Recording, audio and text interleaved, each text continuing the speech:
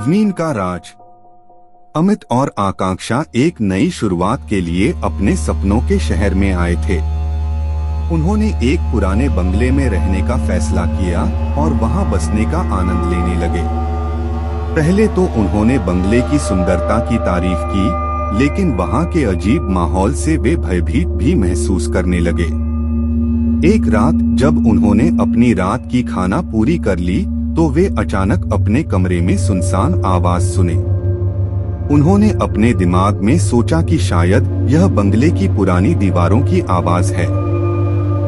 कुछ दिनों बाद जब वे रात को सो रहे थे, तो अमित ने एक अजीब सी आवाज सुनी, मदद करो, मुझे यहाँ से निकालो।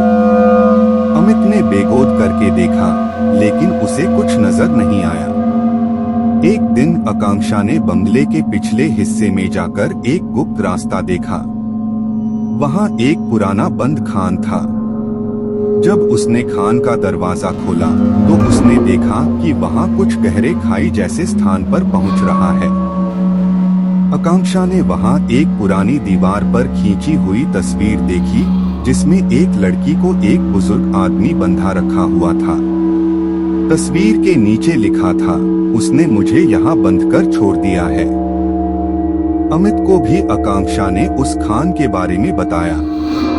दोनों ने सोचा कि शायद यह बंगले में हो रही अजीब घटनाएं उस बंद खान से जुड़ी हुई हैं।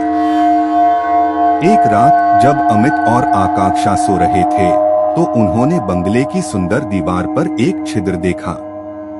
उन्होंने वहां जाकर देखा, तो वहां से वही गहरा खान नजर आया। दोनों ने मिलकर तय किया कि वे उस खान की जांच करेंगे। जब वे खान में पहुंचे, तो उन्होंने वहां कुछ अजीब दिखाई दिया। वहां एक पुरानी हवेली बनी हुई थी, जिसमें अजीब अजीब पुरानी वस्तुएं और फाइलें थीं।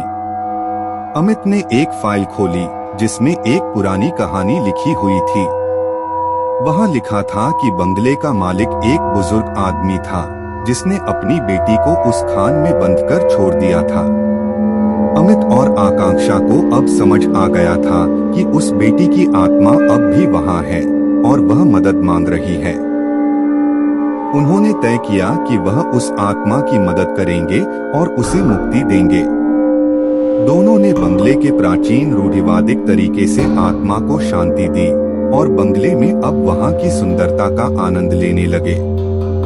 लेकिन उन्हें वह सब कुछ अब भी याद था और वह अजीब और भूतिया घटनाएं उनके जीवन में अब भी अपनी छाप छोड़ गई थीं।